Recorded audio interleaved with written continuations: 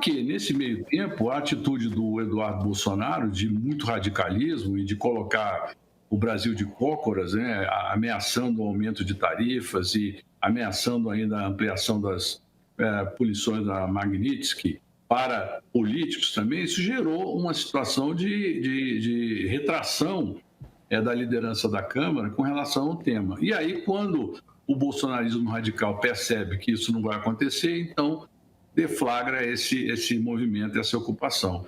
Agora, então eu digo, há uma questão pontual, que foi o desenrolar de uma negociação que foi prejudicada pelo radicalismo, sobretudo de Eduardo Bolsonaro, e, por outro lado, há uma questão estrutural da política brasileira que virou mal educada. Você mesmo, como historiador que você sabe muito bem que todos os momentos de transições no Brasil foram peculiares, né, de entendimento. Ali, por exemplo, Getúlio era ministro da Fazenda do Washington Luiz e aí vira o opositor, derruba o governo. Então, quase sempre as disputas no Brasil foram resolvidas perguntando quantas horas de bala você tem. Eu tenho 3 horas, eu tenho 5 horas, então você ganhou, porque você tem mais bala do que eu. E aí se resolvia. Mas agora não, agora a polarização ela alimenta a individualidade política. E como o político hoje pensa sobretudo na sua individualidade, ele usa a lacração, a radicalização para se promover politicamente. Como hoje ele não depende da mídia para expandir a sua mensagem, ele vai lá e faz aquilo mesmo que o Haddad disse, né? O cara faz uma pergunta inconveniente para constranger o ministro, grava e vai embora, não houve a resposta. Ele quer ter aquele momento. E isso está sendo largamente empregado pelos políticos em geral. Virou uma praga. E essa praga nos pega um eleitorado de baixa consciência política, de baixo interesse político, um eleitorado altamente fisiológico, né, desejando a picanha, a cerveja, né, ou Bolsa Família, e pouco conectado com o que os valores da democracia, os valores da tolerância, da prudência e do pragmatismo. Vem cá, Murilo, você estava comentando do Bolsonaro, eu acho que você faz um desenho que é isso mesmo. Desmonta-se o centro político pela Lava Jato e a partir daí, no vácuo, usando muito bem rede social, e rede social gosta de um candidato radical, né? O Bolsonaro tem a ascensão dele, chega à presidência e por muito, muito pouco não é reeleito. Eu acho que tem uma quantidade... Ele entregou a eleição por incompetência total dele, né? Enfim, essa é uma conversa que a gente já teve por aqui algumas vezes. A minha tese é de que ele está certo. A Carla Zambelli custou para ele a eleição, naquela brincadeira na Alameda Santos, de sacar a arma no meio a 5 metros da polícia. Estão jogando granada. Isso, mesma coisa. Isso, mesma coisa. Se não é aquilo, porque a curva dele estava em ascensão, ele ia ultrapassar o Lula. Mais uma semana, se a eleição fosse uma semana depois, ele tinha ganho. Mas, enfim, ele perdeu. Ele é o primeiro presidente desde a reinstauração da reeleição que não é competente o suficiente para, com a faca e o queijo na mão, se reeleger. Problema dele, acho que sorte é nossa. Mas ele continuou sendo a grande liderança da direita brasileira. Pode ser na ponta extrema, mas ele continua sendo a grande liderança. No domingo passado, pela primeira vez, se fez uma grande passeata, uma grande manifestação bolsonarista em várias cidades do país e nenhum dos governadores pré-candidatos apareceram lá. Não estava lá o Caiado, não estava lá o Zema, não estava lá o Tarcísio. Os três estavam em todas. Eles, quando apareceu a Tarifaço, os três, de alguma forma, fizeram uma sinalização de que o problema era do Lula, porque, afinal de contas... E, de repente, olharam para as pesquisas e, opa, temos um problema aqui, e sumiram. A impressão que eu tenho é que eles estão perdidos e não sabem para onde ir. Mas o que você acha que está acontecendo com a direita brasileira nesse momento? E aí eu não estou falando só dos bolsonaristas, não. Mas da turma que está olhando para o Planalto em 2026, para a eleição de 2026. Olha, toda essa questão do Bolsonaro, das atitudes dele, principalmente agora do Eduardo Bolsonaro, me lembra um episódio em que o Brizola queria ser candidato a presidente lá nos anos 60 na sucessão do João Goulart, ele articulava com todos e foi conversar com o Prestes. E o Prestes chegou lá todo feliz e disse ele: Brizola, eu vou lhe apoiar para presidente, você é o meu candidato. Aí o Brizola disse: ótimo, Prestes, mas por favor não diga isso a ninguém. Porque ter o apoio de um líder comunista seria trágico para ele, para ganhar uma eleição. Então, o Bolsonaro, de certa forma, para a direita, está virando esse tipo de figura. Porque a rejeição dele é muito alta, a rejeição, por exemplo, dos bolsonaristas, Michele, Eduardo, Flávio, também é mais alta do que, por exemplo, do Zema, do Ratinho Júnior e do Tarcísio. O Tarcísio tem a menor rejeição. Tarcísio tem um nível de confiabilidade muito grande. Então, hoje, todo mundo quer o voto do Bolsonaro, mas não quer o bolsonarismo, entendeu? Quer dizer, eles querem o voto daqueles nichos do Bolsonaro e o bolsonarismo quer impor o controle dessa agenda.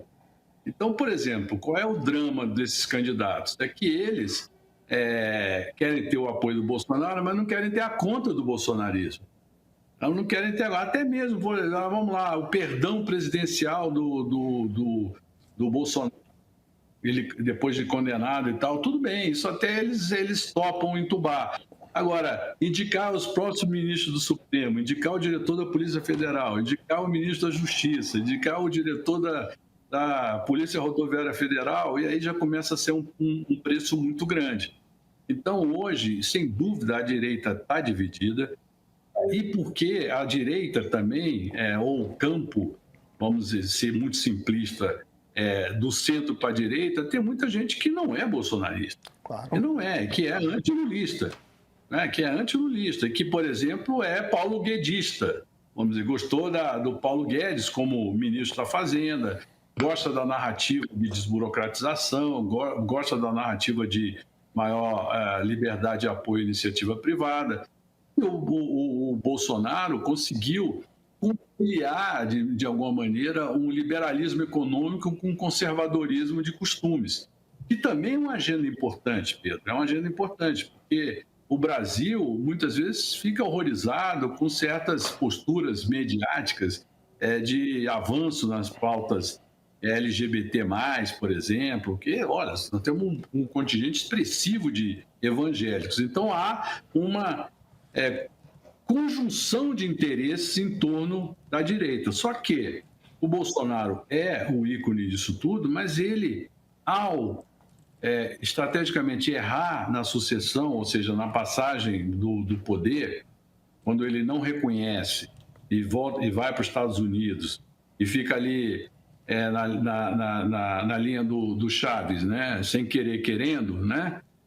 Sem querer o golpe, mas eventualmente, se desse tudo certo, ele voltaria consagrado para o Brasil, né? Com Lula preso, o Alexandre de Moraes preso e os outros presos.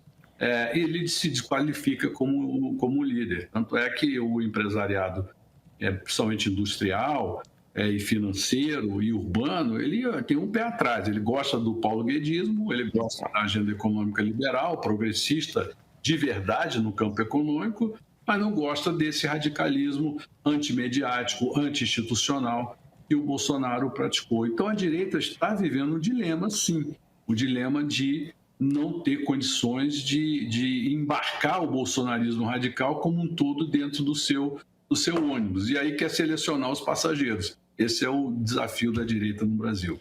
Murilo, e como fica a situação do governo agora, né, do executivo? Porque o Planalto vinha tentando emplacar projetos e não estava conseguindo, estava com uma aprovação baixíssima, estava sem moral, né, no Congresso.